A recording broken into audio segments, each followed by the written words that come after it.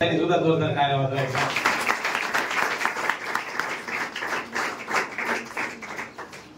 लागलीच कार्यक्रमाला सुरुवात करूया. सर्वांचं या ठिकाणी चैतन्य थोडा आवाज वाढव.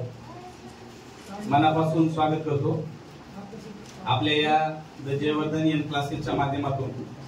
दरवर्षी जे विद्यार्थी गुणवंत होत असतात, परंतु बापूला मी 11:30चा वेळ दिला होता. त्या अनुषंगानं आपण कार्यक्रमाला लागली सुरुवात करूया. या ठिकाणी आज विशेष उपस्थितीमध्ये ग्रामीण कवी विठ्ठल चव्हाण साहेब इथे आलेले आहेत.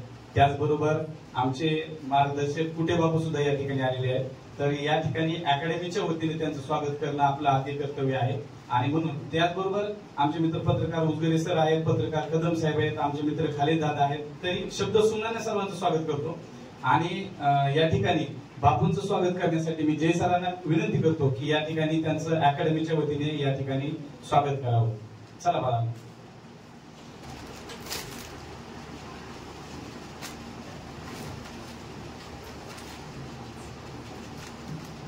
आपल्या सगळ्यांना जायचं आहे, गडबड आहे, याची जरी मला काळजी असली तरी आपण आपल्या लेकरांसाठी एकदाच वर्ष तुम्हाला भेटायला या ठिकाणी येतात.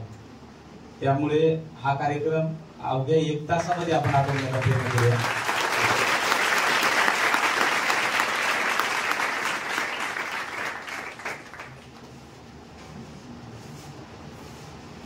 आज लग्नाची तारीख असले कवी विठ्ठल चव्हाण साहेब यांचं स्वागत करण्यासाठी सुद्धा जय सरांना विनंती करतो की त्यांनी त्यांचं सुद्धा या ठिकाणी स्वागत करावं. चला लेकरा.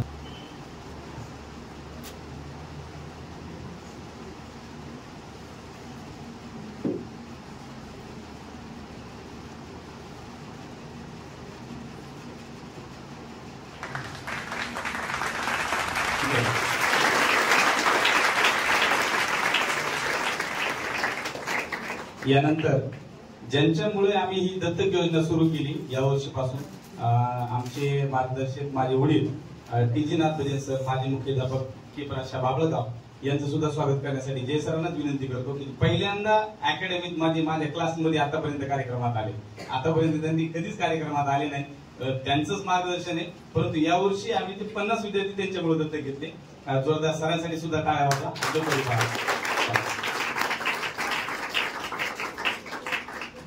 पुढच्या विद्यार्थ्यांच्या स्वागत.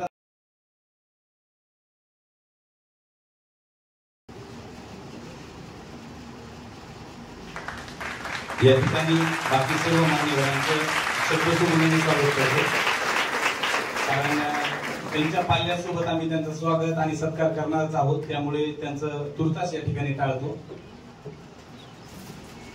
या कार्यक्रमासाठी प्रास्ताविक मीच करतो वेळेअभावी.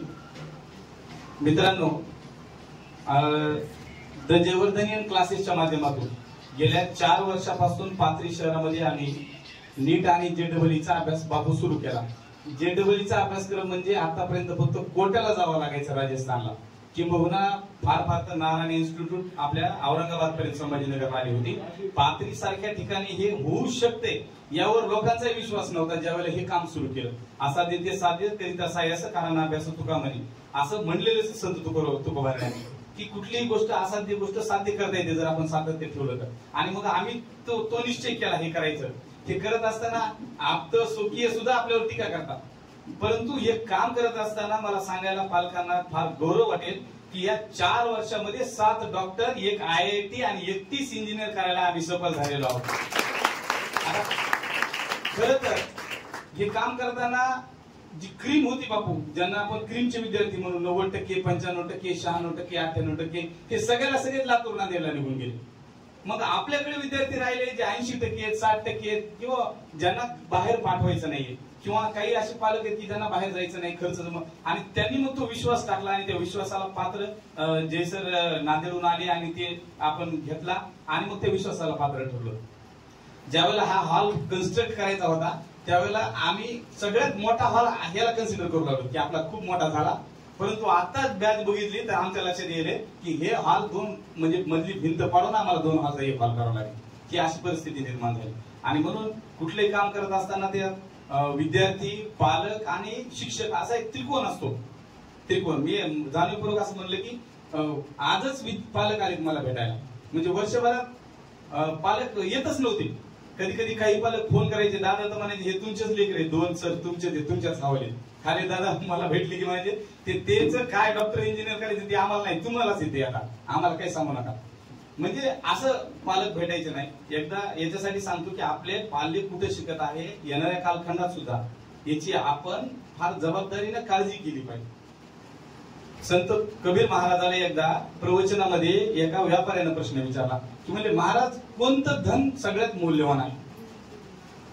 तर कबीर महाराजांनी कडे एक शैली होती प्रश्न उत्तराची गाडगी महाराजासाठी. ते म्हणले तुम्हाला काय वाटेल कोणतं धन मौल्यवान आहे. तर ते म्हणले की हिरे जवाहरात लोक उत्तर द्यायला लागले. कुणी हात वर करले सोनं चांदी, कुणी म्हणले हिरे, कुणी रत्न. कबीर महाराज म्हणले हे काही धन तुमच्या कामाचं नाही. मग ते म्हणले मग कोणतंच धन जर नाही तुम्ही सांगा कोणतं धन कमावं. मग कबीर महाराजांनी एक दोहा लिहिला, ते दोहा तुम्हाला सांगतो. कबीर महाराज म्हणाले अगर संतान सुपूत हो तो धन कमाना काय. संतान सुपूत हो तो धन कमाना काय, अगर संतान कुपोत हो तो धन कमाना काय.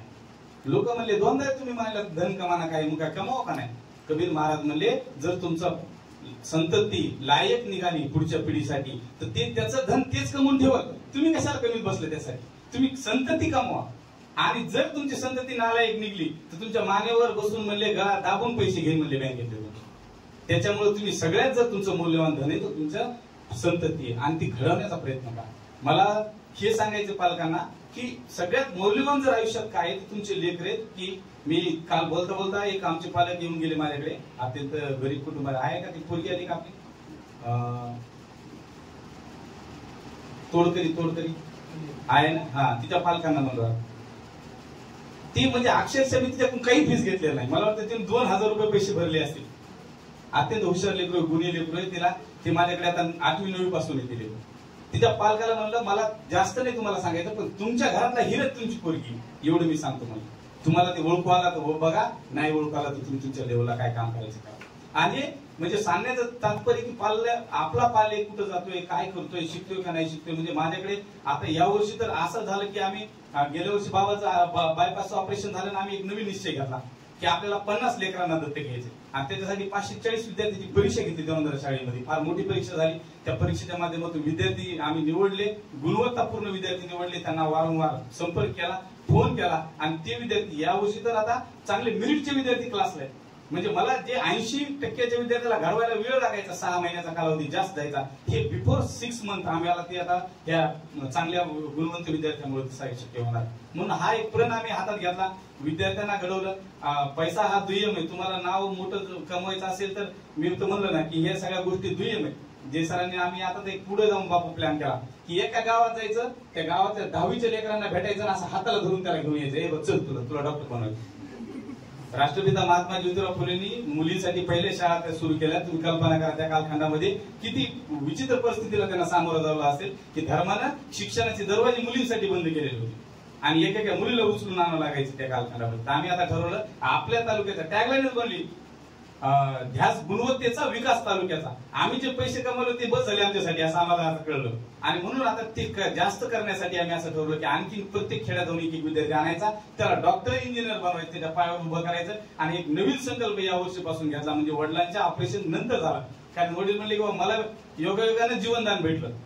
आता ते रोज बाहेर काल त्यांचा कार्यक्रम पण होता, ते जातात, ते म्हणतात मेलो असतो तू कुठं काय झाला असतं. मग ते योगायोगानं भेटलं. मग आम्ही पण ठरवलं की आपल्या हातून काहीतरी आणखी पुण्य जास्त झालं पाहिजे म्हणून ते काम आम्ही केलं पाहिजे. म्हणून ते काम करण्यासाठी आम्ही प्रयत्नशील झालो. जास्त तुमचा वेळ घेतला त्याच्याबद्दल दिलगिरी व्यक्त करतो. येणाऱ्या कालखंडामध्ये नक्कीच पाथरीमध्ये नीट आणि JEE साठी हा एक मोठा प्लॅटफॉर्म आम्ही तयार करण्याचा प्रयत्न करत आहोत. आता पहिली तर समस्या ही झाली की पहिले 2 वर्ष क्लासला शिकवायला टीचर अवेलेबिलिटी नव्हती. कारण पाथरी सारख्या ठिकाणी ते टीचर नाहीत गुणवत्ता असलेले. ते टीचर परभणीहून आम्हाला आणावं लागले. पालनकर सर आज येऊ शकले नाही, ते परभणीहून येतात द्यायला लेक्चर शिकवायसाठी. म्हणजे अशी गोष्ट आम्हाला करावं लागली, ते द्यावं लागलं. आणि मग तिथून ते विद्यार्थी घडले. 7 डॉक्टर आणि 31 इंजिनियर झाले. त्यातला एक जो यशकुरी नावाचा डॉक्टर आहे. आम्ही 4 वर्षामध्ये कधीही बॅनर लावलं नाही पाथरीमध्ये, कधीही कुठेही तुम्हाला आमचं पॉम्पलेट पाहायला भेटलं नाही. कारण आमच्याकडे आम्ही एकच ठरवलं की अगरबत्ती जर कोपऱ्यात लावली तिचा सुवास कुठं पण जायला पाहिजे. आणि मग ते काम आम्ही सुरू केलं. ते काम करत असताना मी म्हणलं ना की निंदा नालस्ती टिंगल टवाळी आणि मान अपमान हे सगळ्याच्या पुढे जावं लागते. तुकोबारायांचा अभंग सुद्धा आहे की तोडायला आगात चेष्टांचा संबंध, चेष्टा होतच असतात आयुष्यामध्ये आणि म्हणून ते तोडून आम्ही त्या परीक्षेत्राच्या बाहेर गेलो. आता याच वर्षी फक्त एक बॅनर लावलं होतं सेलू करायला, अन्यथा आम्ही कुठेही बॅनर लावलं नाही. या वर्षापासून ते पण लावणार आहोत मोठ्या प्रमाणामध्ये. आणि सुसज्ज अशी अकॅडमी आपण इथे सुरू झाली. लेकरं सकाळी 8 वाजल्यापासून बापू 1 वाजेपर्यंत असतात इथं. 1ला ते घरी जातात, 2:30 वाजता येतात आणि पुन्हा 5:30 पर्यंत असतात. 5:30ला पुन्हा घरी जातात, 6 वाजता येतात आणि 9 वाजेपर्यंत असतात. म्हणजे खाली दादा इथे त्यांची तर मुलगी आहे, 9 वाजता ती घरी येत होती. हे इतका दिवसभराचा त्याचा अभ्यास करून घ्यावा लागतो. जवळजवळ 8 घंट्याचं लेक्चर आणि 5 घंट्याची स्टडी, 13 घंटे लेकरावर खर्च करावा लागतो. त्यावेळेला लेकरू इंजिनियर किंवा डॉक्टर होतं. हे साधं काम नव्हतं. आणि मग हे काम करत असताना आम्हाला सगळ्या लोकांनी सुद्धा मदत केली, पालकांनी विशेष मदत केली. त्यांचे आभार की त्यांनी तो विश्वास दाखवला जेणेकरून हे विद्यार्थी घडले. या ठिकाणी एवढंच बोलतो आणि लागली या सत्कार समारंभाला सुरुवात करतो. मध्यंतरी नंतर वेळ ज्या पालकांना गडबड असेल जायची ते जाऊ शकतात, विना परवानगी जाऊ शकतात. असं काही नाही. प्रत्येकाला लग्न आहे, काम आहे, शेतीचे काही काम आहे. त्याच्यामुळे सत्कार पहिल्यांदा घेतो आणि नंतर बापू आणि चव्हाण साहेबांचं मार्गदर्शन नंतर घेऊया. तत्पूर्वी 12वी मध्ये जे विद्यार्थी गुणवंत ठरलेले आहेत अशा विद्यार्थ्यांना मी या ठिकाणी पाचारण करतो. जे विद्यार्थी, आता काही विद्यार्थ्यांनी येऊ शकले नाहीत कारण काल JEEचा ऍडव्हान्स पेपर होता. JEE ऍडव्हान्स होतं, त्यामुळे ते संभाजीनगरला गेले. कदाचित 12:30च्या पुढे येतील ते. तर या ठिकाणी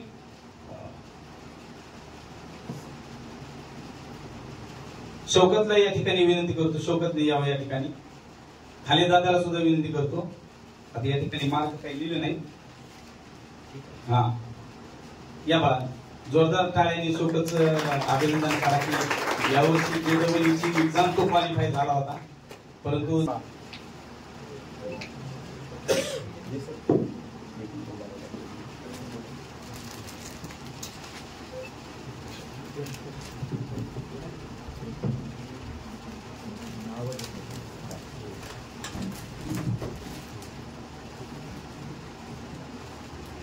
जोरदार काय 89 मार्क आहे. JEEची एक्झाम तो क्वालिफाय झाला होता. त्याच्यानंतर आयशा, शौकतची बहीण आयशा. आता यावंच लागते तुम्हाला पण आणखी एका लेकरासाठी उभा राहावं लागेल. ही तुमच्यासाठी अभिमानाची आणि आनंदाची गोष्ट आहे. चला बघा, चल लवकर फास्ट पुढं.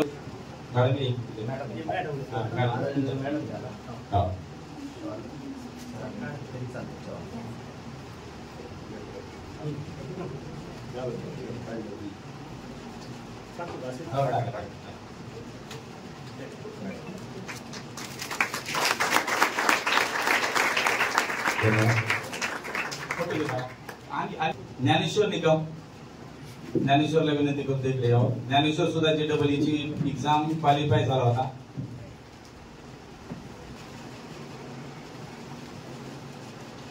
अकरावी 12वी 2 वर्ष ज्ञानेश्वर इथं रूम करून होता.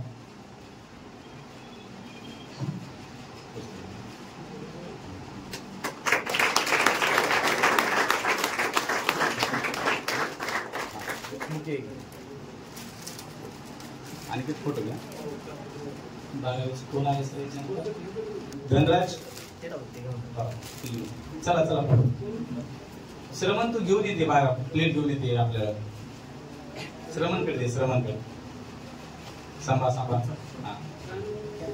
जे सर तुम्ही हा त्यांना काय होईल कुठेचा गुडघ्याचं त्रास आहे. तुम्ही मॅडम आणि तुम्ही काय होईल.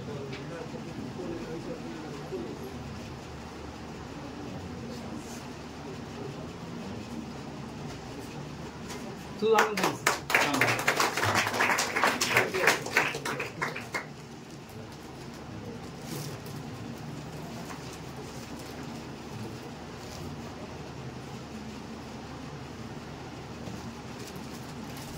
आता ज्या विद्यार्थ्यांची मी फक्त नाव वाचून दाखवतो जे क्वालिफाय झाले एक्झामला. सानिका शिंदे, शीतल केंद्रे, तेजस्विनी आळसे, रोहिणी शिंदे, ज्योती शिंदे, आपले मिसबा सय्यद. मिसबा आली का? आली.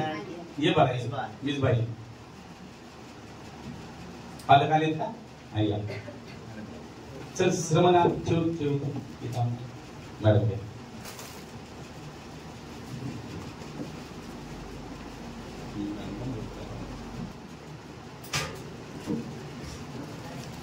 बाकीचे जे 12वीचे विद्यार्थी आहेत त्यांची काल एक परीक्षा होती संभाजीनगरला, त्यामुळे कदाचित त्यांना यायला वेळ झाला असेल. आता जे विद्यार्थी 10वी मध्ये गुणवत्तापूर्ण आलेले आहेत, आधी आमच्या अकॅडमीच्या विद्यार्थ्यांचा मी या ठिकाणी सन्मान करणारे प्रमुख पाहुण्यांच्या हस्ते, आणि जे विद्यार्थी आमच्याकडे ऍडमिट झालेले आहेत त्या सुद्धा विद्यार्थ्यांचा गुणगौरव करणं हे गरजच आहे, कारण ते गुणवंत विद्यार्थी आहेत.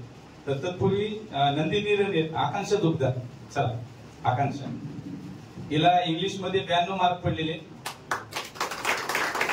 मॅथ मध्ये 91, सायन्स मध्ये 93 आणि 93% मार्क पडले तिला. जे सगळे या मॅडम 3 वर्ष ही विद्यार्थिनी इथे शिकायला होती. पालक आले असतील तर विनंती त्यांना. आले का पालक? आले.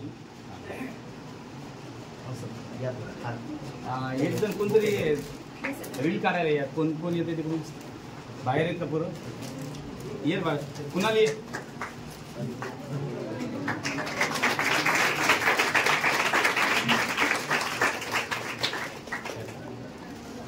यानंतर नंदिनी रणेर, कुमारी नंदिनी रणेर, हिने 9वी आणि 10वीला या ठिकाणी अकॅडमीमध्ये शिकायला होती.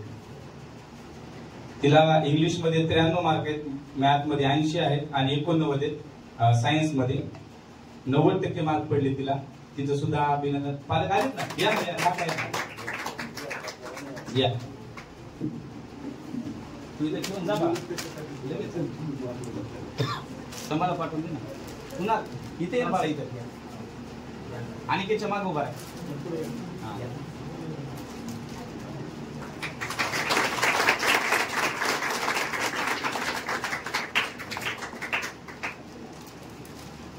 तुकोबारायांचा एक अभंग आहे, आपले हितच होय जाणता धन्य माता पिता यांची, या कन्यापुत्र होती जी सात्विक त्याचा हरिक वाटे देवा.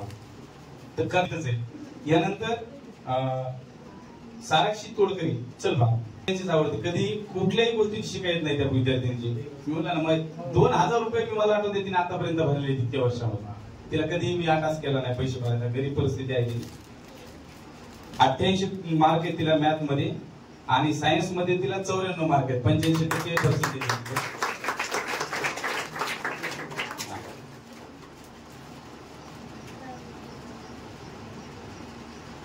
ओके. त्यानंतर उत्कर्ष गोंगे, उत्कर्ष चल बा, पालक आले. हा चला.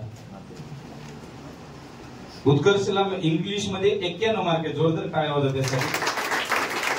84% मार्क भेटले त्याला आणि अपडाऊन केलं पोहे टाकून त्यानं. खरं तर डायरेक्ट आमच्याकडे 10वीलाच आला होता तो व्हॅकेशनला. हा ओके. बापू एक लक्षात आला असेल, सगळे ग्रामीण भागातले विद्यार्थी. यानंतर आरती बिसे, 90 मार्क आरतीला इंग्लिश मध्ये पडलेले आणि आरतीला 83% मार्क पडलेले. पालक आले. या आपली सुद्धा पहिली भेट आहे आज. आला की मी या लेकराला 3 वर्षापासून शिकवत आहे.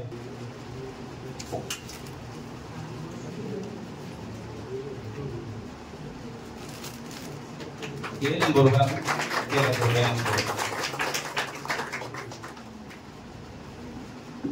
यानंतर सीमा यादव, कुमारी सीमा यादव, हिला विनंती करतो की या ठिकाणी मंचावर यावं. पालक आहेत का बघा?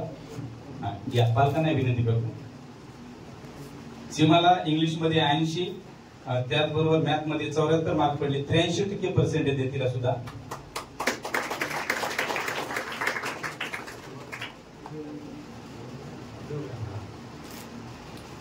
आणि समर्थनगरवरून या विद्यार्थ्यांनी अपडाऊन करत होत्या.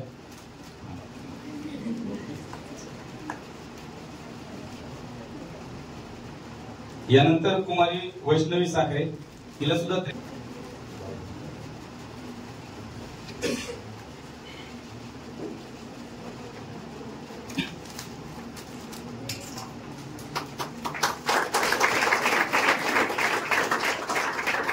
यानंतर कुमारी प्रांजली कर, हिला 82% मार्क पडले. प्रांजलीला मॅथ मध्ये 85 मार्क आहेत. चल पालक नाही आले बा. ही सुद्धा समर्थनगरवरून अपडाऊन करणारी विद्यार्थिनी आहे.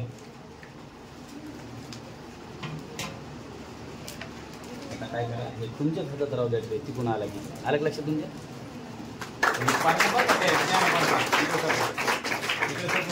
तर प्रथमेश महिपाल हा विद्यार्थी आला नाही आज. महेश जोगदन ज्याला की 91 मार्क होते आणि 81% तो पण येऊ शकला नाही. गौरी गायकवाड, गौरीला 80% मार्क पडलेले. ये बाळा, पालक आले असतील तर विनंती करतो या.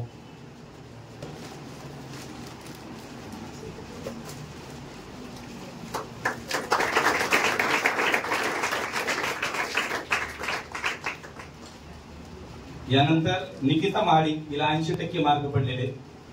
निकिता आणि पालक आले असतील तर त्यांना विनंती करतो त्यांनी या ठिकाणी मंचावर यावं.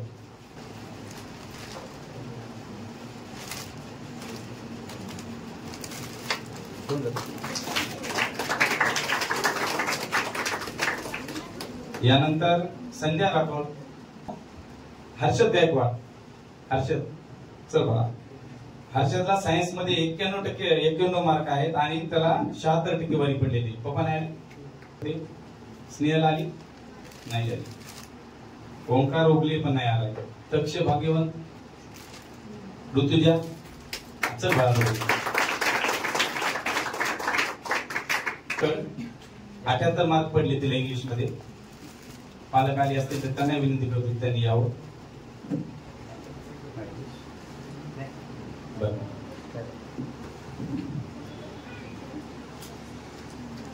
आदित्य आलाय घाणगे होता ना,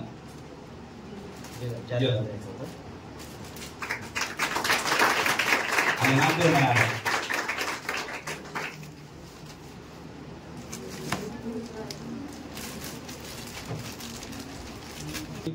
जयसराणी मॅडमला विनंती करतो की कुमारी क्रांती कैलास डुकरे, क्रांती ये बाळा इकडे. हिला 96% मार्क पडलेले 10वी मध्ये आणि सायन्स मध्ये 98 मार्क पडले. पालक आले असतील तर कृपया विनंती त्यांना की त्यांनी या ठिकाणी असे लेकर तयार झालेत. आज समाजामध्ये पाहत असताना विचित्र परिस्थितीला आपल्याला सामोरं जावं लागते.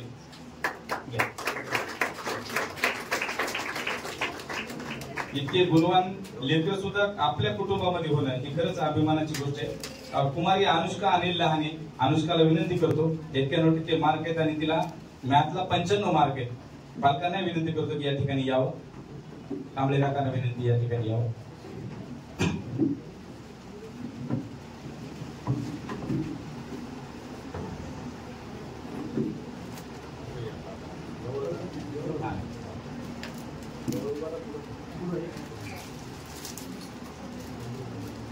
जोरदार टाळ्यामध्ये त्यानंतर अस्मिता विठ्ठल डुकरे, अस्मिता आली का ये बाळा. आणि पालकांना सुद्धा विनंती करतो, 88% मार्क त्यांना 10वीला पडलेले. जोरदार टाळ्यामध्ये तिचं सुद्धा स्वागत करा. पालक नाही आले.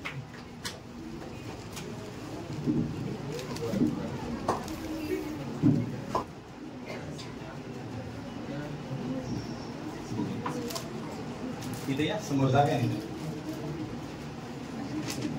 पूनम प्रल्हाद डुकरे, पूनमला विनंती. पूनम आली हा चल बघा. तिला सुद्धा 86% मार्क आहेत. पालकांना विनंती करतो आले असतील तर.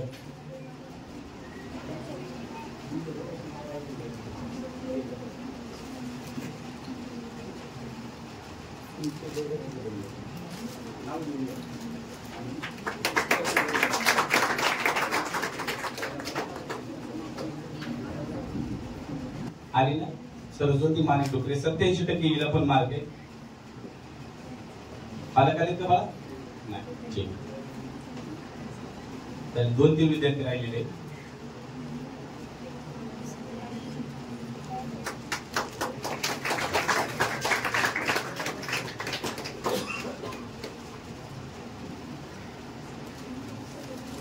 चिरंजीव रोहन ये बाळा, रोहन भवरे, त्याचं सुद्धा या ठिकाणी आम्ही 8 क्लासला ऍडमिट झालेला विद्यार्थी आहे. कागद द्या.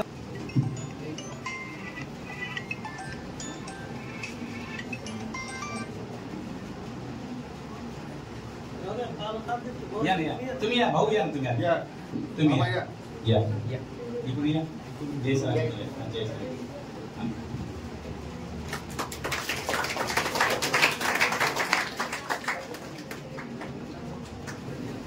यानंतर क्षितिज नागनाथ कदम, क्षितिजला विनंती करतो, इथे पालकांना विनंती करतो, त्याला सुद्धा 73%. आणि हे ज्या विद्यार्थ्यांचे मी आता सत्कार केले नंतरच्या कालखंडात, यांना 10वीचं माझ्याकडे ट्युशन नाही, कुठंच ट्युशन नव्हतं, म्हणजे कुठेच ट्युशन असताना 96% मार्क पडले. खरंच कौतुकाची गोष्ट आहे फार, म्हणून मी त्यांचा या ठिकाणी त्यांचा सन्मान केला. जोरदार टाळ्या वाजवा यांच्यासाठी सुद्धा.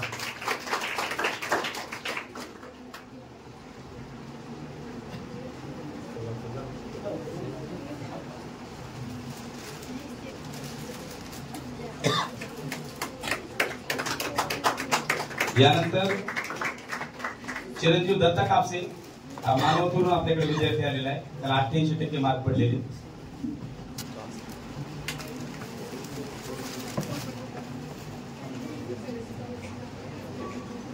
शेवटचा विद्यार्थी महेश गोंगे, त्याला सुद्धा विनंती करतो की त्यांनी सुद्धा या ठिकाणी यावं. टाळ्या वाजवा. मला माहिती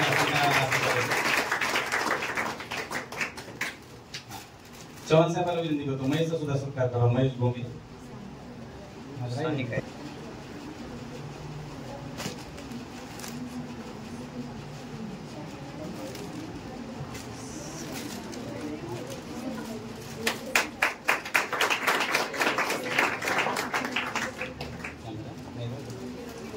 आता विद्यार्थी या ठिकाणी आलेली मी सानिका शिंदे यांना विनंती करतो की इथे यावं, आणि सानिकाच्या पालकांना विनंती करतो. ही विद्यार्थिनी कानसूरवरून इथं राहायला आली होती. मला आठवतंय की 10वीचं व्हॅकेशन चालू होतं आणि मला सानिका एका झाडाखाली भेटली होती, आणि तिला विचारलं काय, तर ती अपडाऊन करत होती त्यावेळेला. मी तिला म्हणलं की तू खूप हुशार आहेस, तू क्लास जॉईन कर, काही अडचण असेल पैशाची तर तू मला पालकाला भेटायला सांग. आणि 10वीला तिला किती टक्के मार्क पडले तुला? 94% मार्क पडले होते 10वीला. 2 वर्षाखाली माझ्याकडे होती. आता 12वीला किती टक्के मार्क पडले तुला? 80% 12वीला मार्क पडलेले आहेत. आणि नीटला सुद्धा तिला चांगले मार्क येतील. सीईटी सुद्धा तिने दिलेली आहे. आणि 2 वर्ष ही विद्यार्थिनी दत्तक होती माझ्याकडे. म्हणजे जे विद्यार्थ्यांना आता तरी आम्ही 10,000 रुपये नोट्ससाठी भरायला सांगितले, परंतु सानिकाला 1ही रुपया भरायची गरज पडली नाही. आणि अत्यंत शांत विद्यार्थिनी. योगायोगाने मला वाटते पुण्याला गेले होते ते, आणि माझा मेसेज पाहिला, आताच गेले होते पुण्याला, मेसेज पाहिला आले. जोरदार टाळ्यामध्ये अत्यंत विद्यार्थी तुला आणि पालकांचे आभार व्यक्त करतो या ठिकाणी आल्याबद्दल. धन्यवाद. आपण पुढील कार्यक्रमाला सुरुवात करू, कारण आणि कवी विठ्ठल चव्हाण सरांना विनंती करतो की त्यांनी या ठिकाणी 5 मिनिटं मार्गदर्शन करावं विद्यार्थ्यांना. वेळ झालेला आहे, जास्त मार्गदर्शन करणार नाही, पण आदरणीय विचारमंच आमचे गुरु रातमोजन सर, आमचे गुरु आत्माराम जिकोटे सर, जयवर्धन सर आणि विद्यार्थी, आणि जास्त काय बोलत नाही. आपल्या पाथरी सारख्या ठिकाणी डॉक्टर आणि इंजिनियर तयार होण्याचं एक केंद्र बनलेलं आहे जयवर्धन सरचं. कारण माझ्या मुलीचाच अनुभव सांगतो. मला जवळजवळ 10वी झाल्यानंतर दर वर्षाला 2 लाख, म्हणजे 4 लाख ते गेले, पण मार्क पण यांच्यापेक्षा कमीच आले. मग हे चांगलं आहे ना. म्हणजे हे जे जी आणि इंजिनियर आणि डॉक्टरसाठी नीटसाठी जे आपल्याला नांदेड, लातूर, जास्त करून लातूरला जातं ते नांदेडला, तिकडे जाण्याची गरजच नाही. कारण हे पण आता मी खेडेगावात जाऊन पेरणार आहे की आपल्याला एवढा खर्च आला ते इथं कमी मध्ये व्हायला. आणि विद्यार्थी पण आता इथं जे 4 डॉक्टर, 7 डॉक्टर आणि इंजिनियर 31 पहा. म्हणजे जे नांदेड आणि लातूरला, पुण्याला जाऊन साध्य होत नाही ते आपल्या खेडेगावात साध्य व्हायला. पण हे चांगलं आहे वर्ग. मी जास्त एक कविता सादर करतो विद्यार्थी मित्रांना. एक सांगणे की आई, वडील आणि गुरुजन हे 3 वस्तू, आई, वडील आणि गुरुजन या तिघांना कधीच विसरायचं नाही.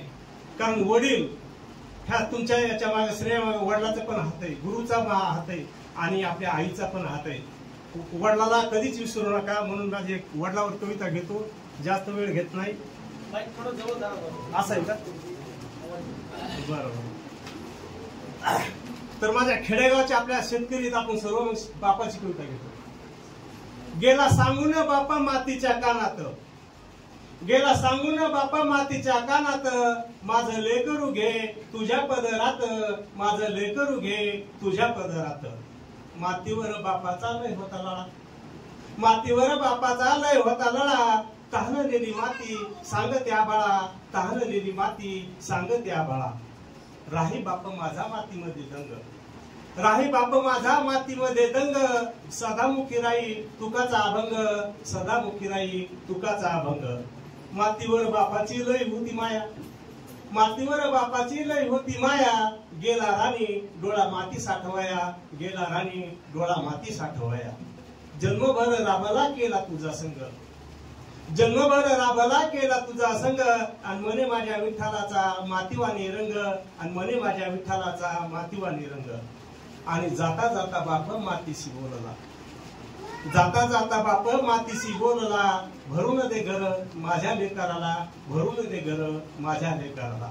आणि शेवटचं कडवय माती संग बाप झाला एक रूप, माती संग बाप झाला एक रूप. घरामध्ये लावला चैतन्याचा दीप, घरामध्ये लावला चैतन्याचा दीप.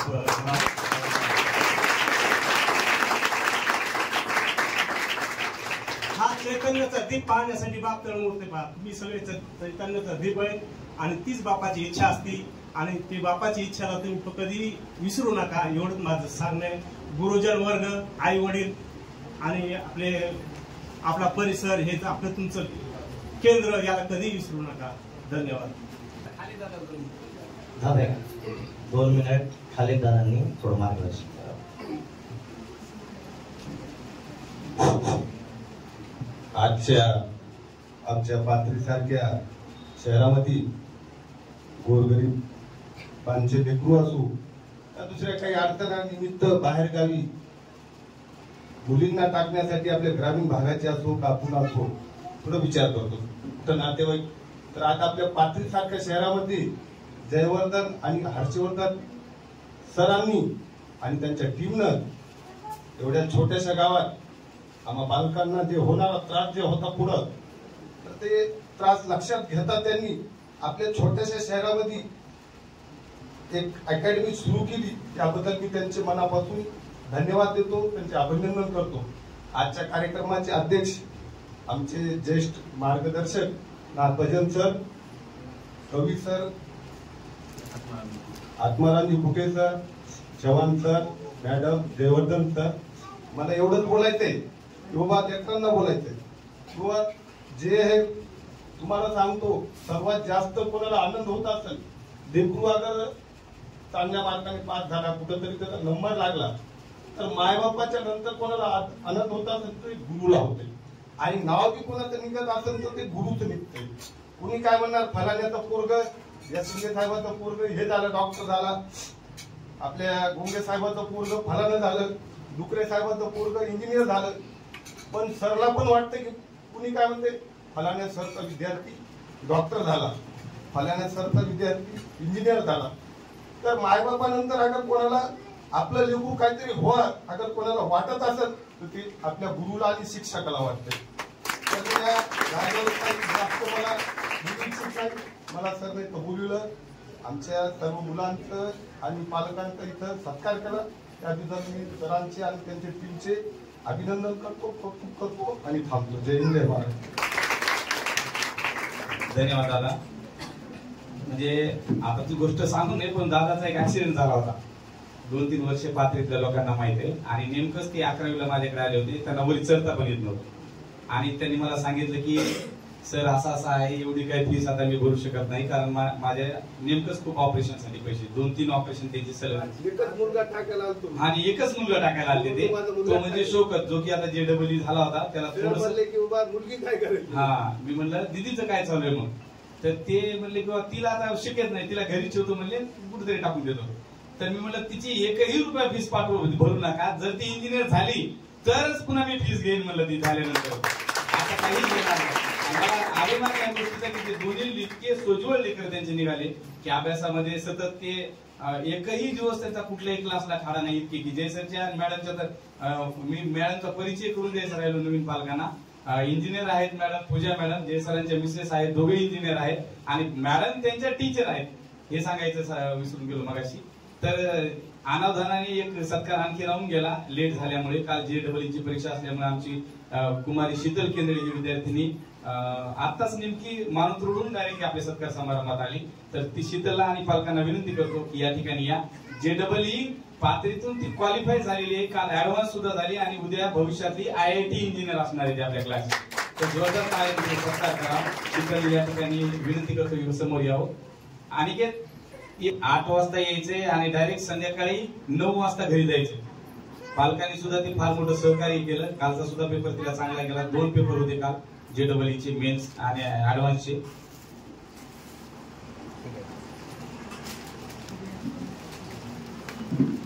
दहावीला सुद्धा तिला चांगले मार्क होते. दहावीला सुद्धा माझ्याकडे शिकायला होती आणि आजही क्लासमध्ये तिच्याच नोट्स आम्ही वापरतो. इतके चांगले सुबक अक्षरात तिने नोट्स लिहिलेले आहेत. जोरदार काळात परत एकदा स्वागत करायचं. आणि या ठिकाणी मी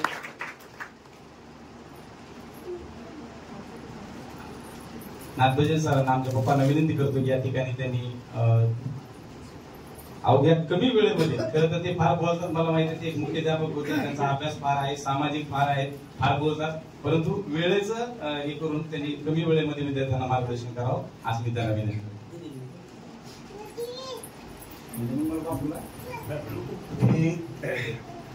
आपलं सर्वांचं मनापासून अभिनंदन करतो, स्वागत करतो.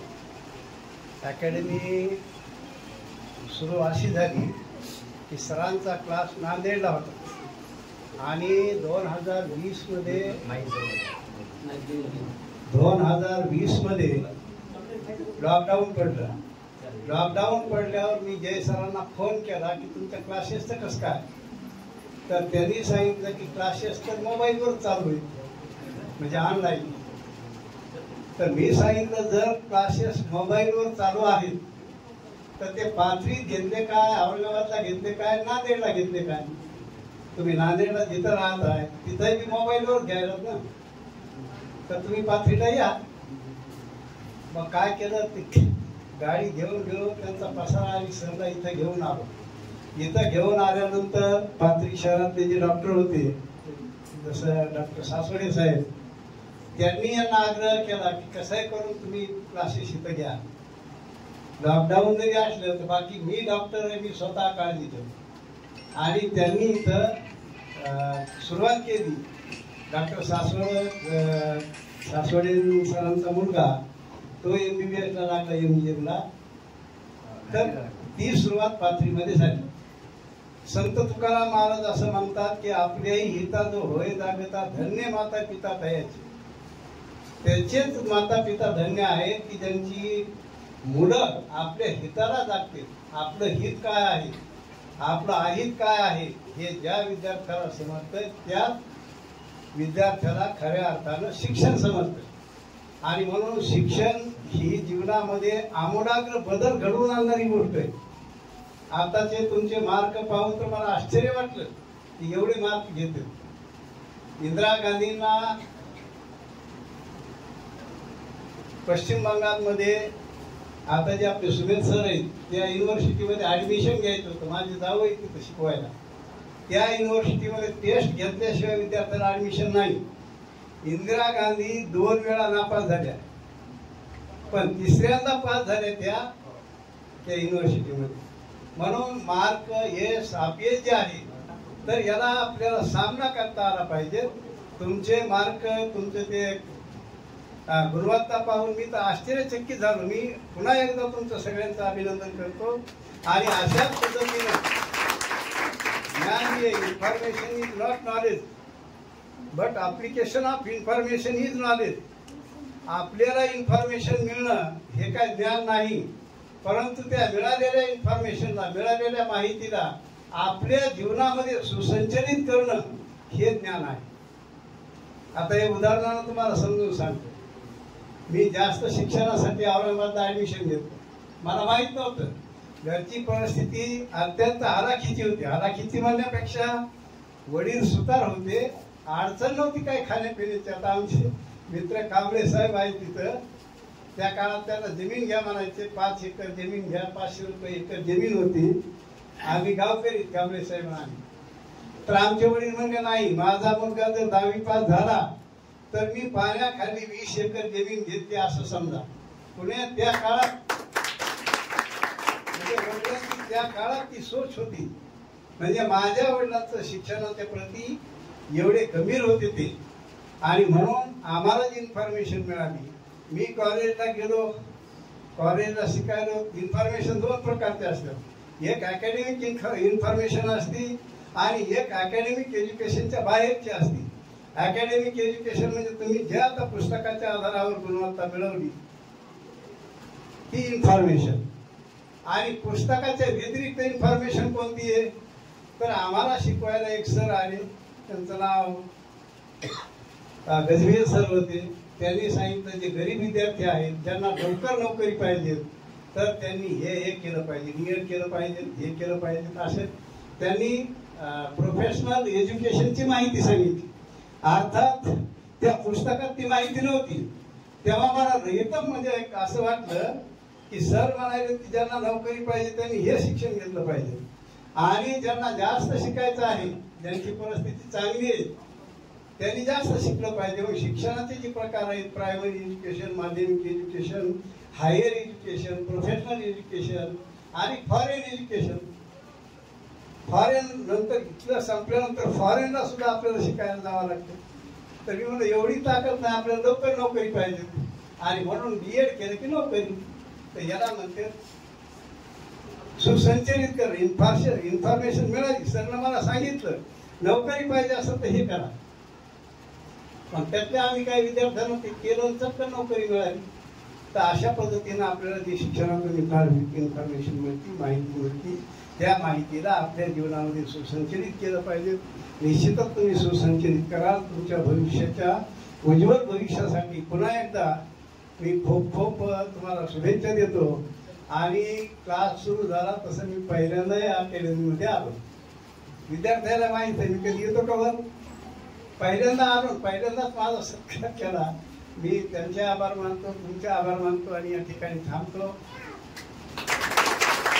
यानंतर या कार्यक्रमाचा अध्यक्ष समारोपच करण्यासाठी मी आमचे मार्गदर्शक बापू कुटे, कवी, ग्रामीण कवी आणि महाराष्ट्रात जे फार मोठ्या पद्धतीने प्रसिद्ध झाले, बापूंच्या काही कविता आहेत की ज्या अवघ्या महाराष्ट्रानं डोक्यावर घेतलं त्या कवितेना. म्हणून बापूंना विनंती करतो की या कार्यक्रमाच्या अनुषंगाने बापूंनी या ठिकाणी मार्गदर्शन करावं. भाऊ बसून करा ना, जाऊ उभा राहता येत नसेल.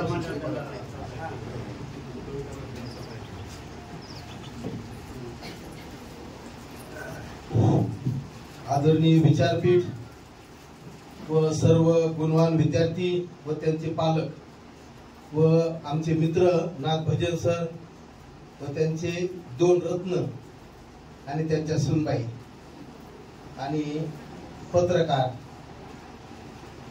मित्र, मी तसं काही शिकलेलं नाही. मी उगाच 4थी 5वी शिकलेलो आहे. पण त्या कवितेनं मला खूप उंचावर नेलं. नाहीतर मला हृदय स्पर्श असं काही लिहिता सुद्धा येत नाही. कावळ मी मुलाकडून लिहून घेतो. पण या कवितेच्या नादी लागलो पहिल्यापासून. 3-4 पुस्तकं निघाले माझे, पुरस्कारही मिळाले त्याला भरपूर. पण बोलायचं म्हणलं की असं अवघड काही बोलता येत नाही, मला ते माहितही नाही काही. पण मित्रहो, नाथ भजन सर खरंच गुणवान आहेत आणि त्यांच्या पोटी हे 2 हिरे आलेत मित्रांनो. आणि त्यांच्या सुनबाई सुद्धा तशाच मिळाल्या त्यांना. कारण आजची परिस्थिती इतकी वाईट झालेली आहे की आई बापाकडे कोणीही बघत नाही. पण त्यांनी दोन्ही मुलांचं किती प्रेम आहे त्यांच्या वडिलावर आम्ही हे जवळून पाहिलं. कारण त्यांनी आजारी होते तेव्हा आम्ही 3-4 वेळेस भेटायला आलो. ते कुठं जर असं जायचं म्हणले तर त्या वडिलाला धरून आणतात, गाडीत बसून तिकडं तिथपर्यंत येतात, फिरवतात त्यांना. असं कोणी करत नाही. आता जेवढे श्रीमंत जेवढे शिकलेले माणसं आहेत ना तेवढे बदमाश झाले तर आई वडिलाला जवळ बी येऊ देत नाही. ते मी पाहिलं जवळून. माझ्या गावातला एक मुलगा डॉक्टर झाला, एकदम गरीबी परिस्थिती आटणाऱ्या घरचा. आई वडिलांना रात्रंदिवस कष्ट करून त्याला शिकवलं आणि मित्रांनो पुढे चलून तो डॉक्टर झाला. त्याला खूप काही पैसा मिळायला लागला. परभणीला त्याने एक मोठा बंगला बांधायला सुरुवात केली. विटा गज सिमेंटचे ढिग लागले मित्रांनो. आणि त्याला तो आई वडिलाशी काम पडलं. गावात खेड्यात आला, त्या आई वडिलाला घेऊन गेला तो परभणीला. आणि तिथे गेल्यानंतर त्यांना तो काम करायला लावला. विटा भिजू लागला, पुढे त्या सिमेंटच्या तिथं राखण ठेवायचं वडिलाला. हे खूप काम करून घेतलं. आणि मित्रांनो एक सुंदर असा बंगला झाला आणि बंगला झाल्यावर वास्तू शांती झाली आणि हे सगळं काय झाल्यानंतर 2 दिवसही त्यानं आई वडिला ठेवलं नाही, कोणाच्या पाडक्या घरात खेड्यात नेऊन सोडलं. मित्रांनो ज्यानं एवढं मोठं धन दिलं, शिकवलं, कष्ट करून त्यांना मोठं केलं, अशा आई वडिलाचं जर असं असेल मित्रांनो काय अर्थ आहे त्या श्रीमंतीला, त्याच्या बंगल्याला, त्या डॉक्टरकीला. म्हणून मित्रांनो पाहत आहे 2 लेकरं यांचे 2 मुलं किती भाग्यवान आहेत ते की जे म्हणलं ते काम करतात. त्या वडिलांसाठी काहीच कमी नाही त्यांच्या वडिलाला, कारण आम्ही त्याचे खूप जवळचे आहेत, त्यांचे दोस्त आहेत आम्ही नागबाजी सराचे. पण इतके सुंदर मुलं, इतके प्रेमळ मुलं मी कधी पाहिले नाही. एखादा तरी निघत म्हणजे दोन्ही मुलं त्यांच्या सुनबाई. तर मित्रांनो ही आता बाकीचे काही मी सांगत नाही, पण खरंच असं आहे का छोट्या पाथरीमध्ये एवढ्या छोट्या गरीबाचे लेकरं जवळ घेऊन त्यांनी गुणवान बनवले. नाही तर आता सगळं का नाही सगळं बेगडी बघायला मिळतंय. आता आम्ही कित्येक शाळेत मी नेहमीच रोज एका शाळेला कार्यक्रमाला आहे, सगळं बेगडीपण आहे काही काही शाळेमध्ये. खूप काही दाखवायचं बेगडीपणा, पण ते गुणवत्तेला काहीच नाही. पण आज या लेकरांचे गुण पाहिले आम्ही तर किती गुणवान लेकर आहेत. तर मित्रांनो कारगिलचं युद्ध झालं होतं माग आणि आता पाकिस्तानासोबत आपलं युद्ध सुरू झालंय आणि 3 दिवस लग्नाला झाले होते. सत्यनारायण झाला आणि त्या मिलिटरी मॅनचं लग्न झालं होतं. सत्यनारायण झाला आणि ती वरून तार आली की बाबा तुम्हाला यावं लागतं, पाकिस्तान सोबत आपलं युद्ध सुरू झालं. पण त्या नवरीनंही त्या नवरदेवाला जाण्यासाठी सांगितलं, काही हरकत नाही, आपल्या देशासाठी जा मुली तुम्ही. किती भाग्यवान आहे मित्रांनो. अशाच्या देशाला मी माझी एक कविता अर्पण केलेली आहे, कारण माझा मित्र होता आणि त्या सीमेवर तो लढता लढता शहीद झालेला आहे. म्हणून माझी पहिली कविता आहे, बर्फाच्या त्या मेरूवरती रक्त सांडलेले वीरांचे. मित्रांनो तुम्हाला आम्हाला काही माहित नाही, तुमचं आमचं राखण, या देशाचं राखण ते सैनिक करतात. त्या सीमेवर हातात बंदूक घेऊन रात्रंदिवस झाकतात मित्रांनो. तेव्हा आपल्याला कुठेतरी आनंदात खाता येतो, आराम करता येतो. ते जर जरासे झोपले तर आपलं काही खरं नाही. म्हणून अशा शूर जवानांसाठी माझी कविता, बर्फाच्या त्या मेरूवरती रक्त सांडलेले वीरांचे. बर्फाच्या त्या मेरूवरती रक्त सांडलेले वीरांचे, देशासाठी प्राणास मुकले धन्य कुळ त्या शूरांचे. देशासाठी प्राणास मुकले धन्य कुळ त्या शूरांचे. तोफाचे ते होऊन गोळे केले रक्षण देशाचे. तोफाचे ते होऊन गोळे केले रक्षण देशाचे. मायभूमी ग तुझ्याच साठी प्राण सांडले मोलाचे. मायभूमी ग तुझ्याच साठी प्राण सांडले मोलाचे. काळा संगे देऊनी झुंज, काळा संगे देऊनी झुंज, जागविले हो वचनाते. मरणाचे ते भय न आम्हा सोने झाले जीवनाचे. मरणाचे ते भय न आम्हा सोने झाले जीवनाचे. नका रडू कुणी आमच्यासाठी, नका रडू कुणी आमच्यासाठी, नका करू कुणी खंत. भारत माते तुझ्याच पोटी ऐसे येतील जन्मा अनंत. भारत माते तुझ्याच पोटी ऐसे येतील जन्मा अनंत. एकच आमुचे वचन अवघे, एकच आमुचे नाते. एकच आमुचे वचन अवघे, एकच आमुचे नाते. सदैव आम्ही करीतो वंदन तुझं पवित्र भारत माते. सदैव आम्ही करीतो वंदन. मित्रांनो असं ह्या देशाचं राखण करणारा शूर जवान, त्याच्यासाठी मी एक कविता लिहिली होती, ती तुमच्या पुढे सादर केली. आणि आता हे 2 रत्न आपल्या सरांचे नाथ भजन सरांचे 2 रत्न कसं सांभाळतात आणि आजची परिस्थिती काय बघा. ही कविता माझी. जमाना सुधारला, माणसं चंद्रावर गेली, पण वृद्धाश्रम खूप निघायला लागले. तर आई वडील बेकार झालेत मित्रांनो, त्यांना खाला नाही, त्यांना राहायला जागा नाही. मुस्लिमांना मानावं लागेल मित्रांनो. मुस्लिम लोकांचे आई वडील कधी कुठं जात नाही, त्यांची कशी परिस्थिती असू ते आई वडिलाला सांभाळतात. म्हणजे मोठे लोक झालात, त्यांना खूप काही पैसा आहे त्यांच्याकडे, त्यांच्या मात्र आई वडिलाची फजिती आहे. म्हणून मी एक कविता लिहिली, माणसं सुधारली, जमाना सुधारला, माणसं चंद्रावर गेली, पण आई वडिलांसाठी वृद्ध आश्रम वाढायला लागलीत. मग मी एक कविता लिहिली, सुधारला जमाना माणूस पण घटलं. सुधारला जमाना माणूस पण घटलं आणि म्हातारीला घर आता गोठ्यामध्ये भेटलं. पण आई म्हणती 9 मास वेड्या तुला पोटामध्ये तोडलं. 9 मास वेड्या तुला पोटामध्ये तोडलं, गर्भामध्ये आवडलं तेच मी खाल्लं. ढोललेलं मन तुझं आज का म्हणून मिटलं आणि म्हातारीला खरं आता गोठ्यामध्ये भेटलं. केली होती लय माया फुलापरी जपलं, केली होती लय माया फुलापरी जपलं, पूर्वीने लाड सारे काळ जात राखलं. सांग पोर आता नातं का म्हणून तुटलं आणि म्हातारीला खरं आता गोठ्यामध्ये भेटलं. म्हातारपणी सुख देशील वाटलं होतं मनाला, म्हातारपणी सुख देशील वाटलं होतं मनाला. राजा माझा लय चांगला सांगत होते जनाला, दिसेहीन जीवन झालं आभाळाचं फाटलं आणि म्हातारीला खरं आता गोठ्यामध्ये भेटलं. ऐक लाडक्या लेकरा, ऐक लाडक्या लेकरा, झाली जरी दाटणी, म्हातारपणी मायबापाची करू नको वाटणी. प्रेम बोल मन तुझं आज का म्हणून आटलं आणि म्हातारीला खरं आता गोठ्यामध्ये भेटलं. माणूस गेला चंद्रावर, माणूस गेला चंद्रावर पण आश्रमात त्याची माय, माणूस गेला चंद्रावर पण आश्रमात त्याची माय.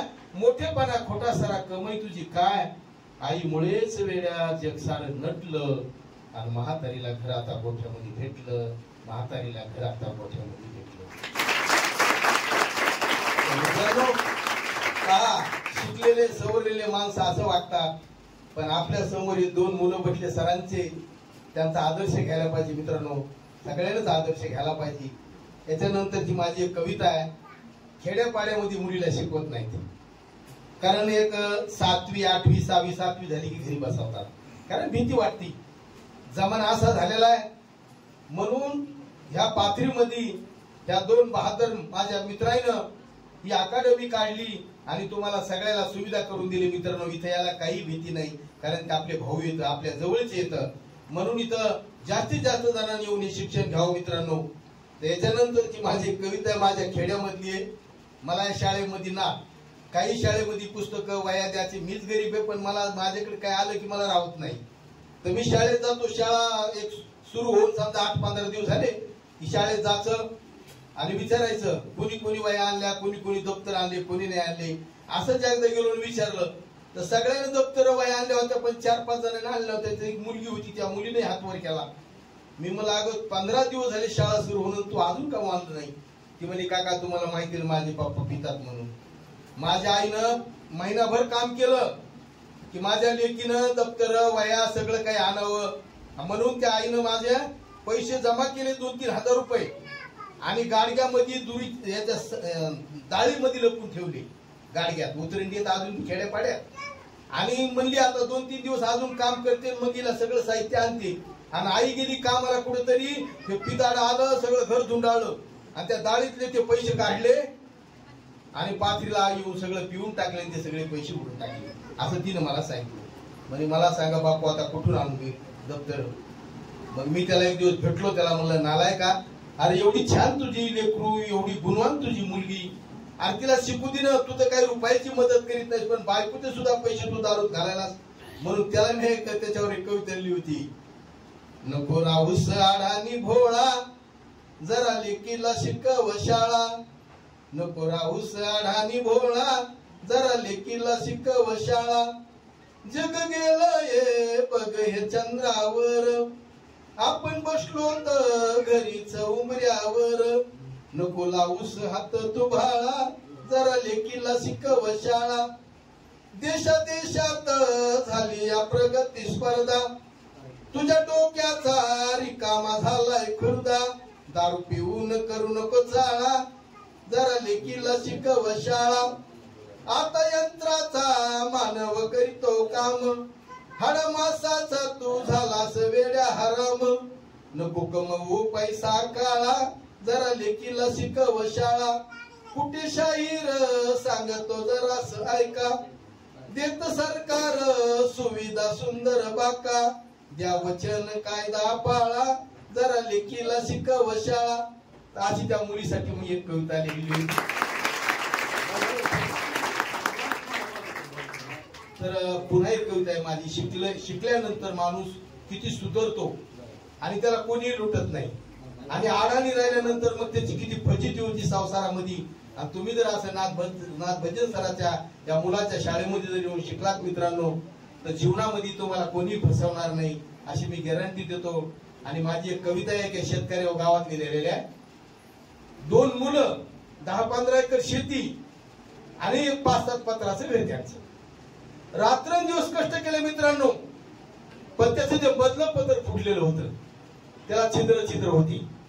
मग ते पाऊस आला की ते छिद्रानं ते घरात गळायचं. मग त्या रात्रंदिवस ते त्या बाईनं ते तांब्या टेप, वाटी टेप, गिलास टेप घर भिजली म्हणून टाकायचं आणि पुन्हा पाऊस बंद झाला की त्यातलं साचलेलं पाणी बाहेर नेऊन टाकायचं. मग त्या शेतकऱ्याला मी एक दिवशी भेटलो आणि म्हणलं, काका अहो तुमचं मधलं पदर फुटलेलं आहे, तेवढं पत्र बदला म्हणलं. तुमची बायको रात्रंदिवस परेशान होती म्हणलं त्या फुटलेल्या पत्राचं पाणी काढू. ते मला म्हणलं, अरे वेड्या तोही शेतकरी आहेस, काय होतं शेतीमध्ये. मी म्हणलं, काका थोडा विचार करा, तुम्हाला लुटणारे लोक कोण आहेत त्यांना शोधा, मग तुम्हाला कळलं म्हणलं. म्हणून मी कविता त्या शेतकऱ्यावर लिहिली, तुला कळलंच नाही, तू शिकलाच नाहीस, आढाणी राहिला म्हणून तुझी जीवनामध्ये फजिती झाली. म्हणून त्याला कविता लिहिली, तुला नाही कळालं ते मला नाही पटलं, तुला नाही कळालं ते मला नाही पटलं, शेतकरी दादा तुला दलालानं लुटलं. मोठ्याल्या शहरात साहेबाचे बनले, खिडकीला काच बघ किती त्याचे चांगले. मोठ्याल्या शहरात साहेबाचे बनले, खिडकीला काच बघ किती त्याचे चांगले. घरावरलं पत्र तो ह्या जागोजागी फुटलं, शेतकरी दादा तुला दलालानं लुटलं. 5-5 हजाराचं साहेबाचा ड्रेस, 5-5 हजाराचं साहेबाचा ड्रेस, मळ नाही कुडी नाही बघ किती फिरेस. कुजलेलं धोतर ते ह्या गुडघ्यावर फाटलं, शेतकरी दादा तुला दलालानं लुटलं.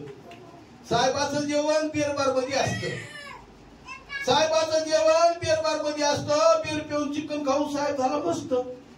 भाकरीवर तो ह्या बिन त्यालाच पिटलं, शेतकरी दादा तुला दलालानं लुटलं. साहेबाचं काम फॅन खाली चालतं, साहेबाचं काम फॅन खाली चालतं. परदेशाची साहेब जागेवर बोलतं, अंगातलं रक्त तुझ्या अंगात आटलं, शेतकरी दादा तुला दलालानं लुटलं. साहेबाचे लेकरं बघ किती शिकले, साहेबाचे लेकरं बघ किती शिकले, शिक्षण घेऊन शहाणे झाले, पुढं थकले. तुझं रक्त गुरु त्याचं नवल तुला वाटलं, शेतकरी दादा तुला दलालानं लुटलं. साहेबाच्या पोरीचं लग्न झालं मोठं, साहेबाच्या पोरीचं लग्न झालं मोठं. बसायला का ध्यान टेकायला लोट, तरी तू म्हणतोस त्याला नशिबानं भेटलं, शेतकरी दादा तुला दलालानं लुटलं. त्याच्यावर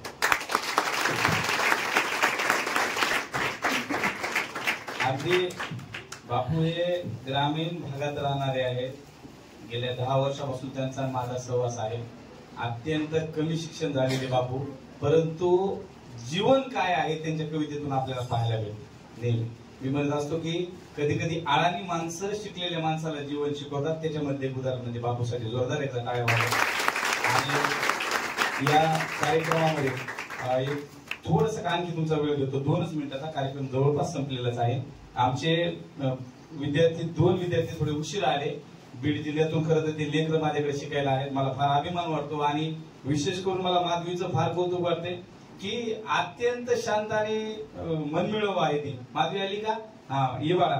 तिला 94% मार्क आहेत 10वी मध्ये आणि सायन्स मध्ये 98 मार्क आहेत. अत्यंत हुशार आणि एकदम शांत. पालकांना विनंती करतो की तुम्ही इकडे या, 2 मिनिटं तिचा सत्कार करूया.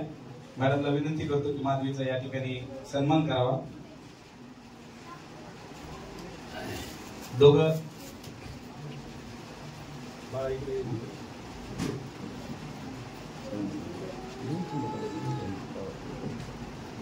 हे दोन्ही बहीण भाऊ बीड जिल्ह्यातून आपल्या इथे शिकायला आहेत. जोरदार येतात टाळ्या वाजवण्यासाठी. आणि अत्यंत शांत आहे. माझे खूपच म्हणजे खरंच कौतुक करावं त्या लेकराचं, इतकं लेखून सोजवळ आहे ते.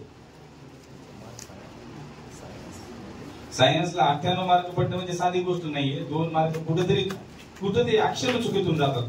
यानंतर माधवीचाच भाऊ नको बाळा माझा विवेकला विनंती करतो की या ठिकाणी मंचावर यावं.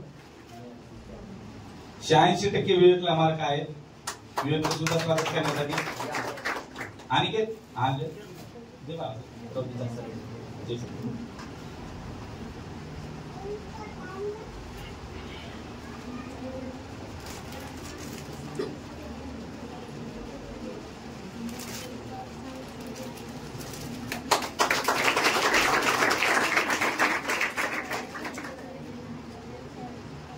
या ठिकाणी हा सत्काराचा कार्यक्रम संपलेला आहे. मार्गदर्शन सुद्धा या कार्यक्रमाचं संपलेलं आहे.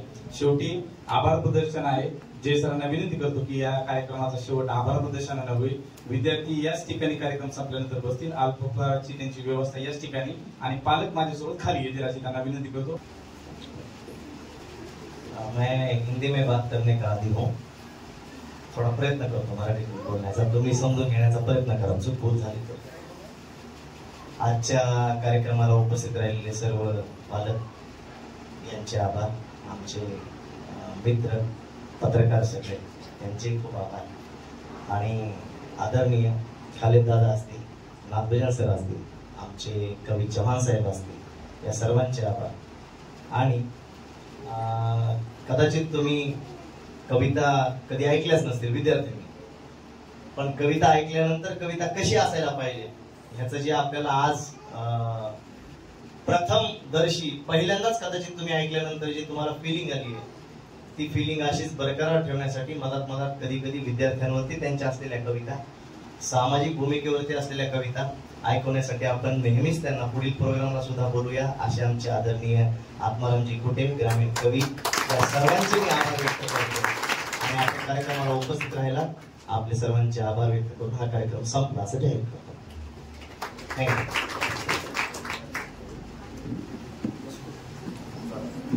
पालकांनी खाली थांबावं. पालकांनी ऑफिसच्या बाजूच्या हॉलमध्ये पालकांनी थांब.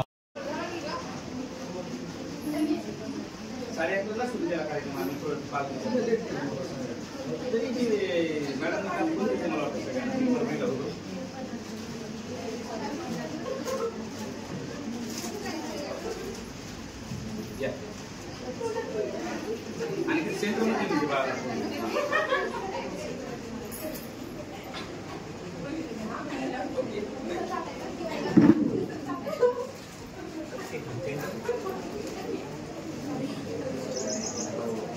चल चल बाळा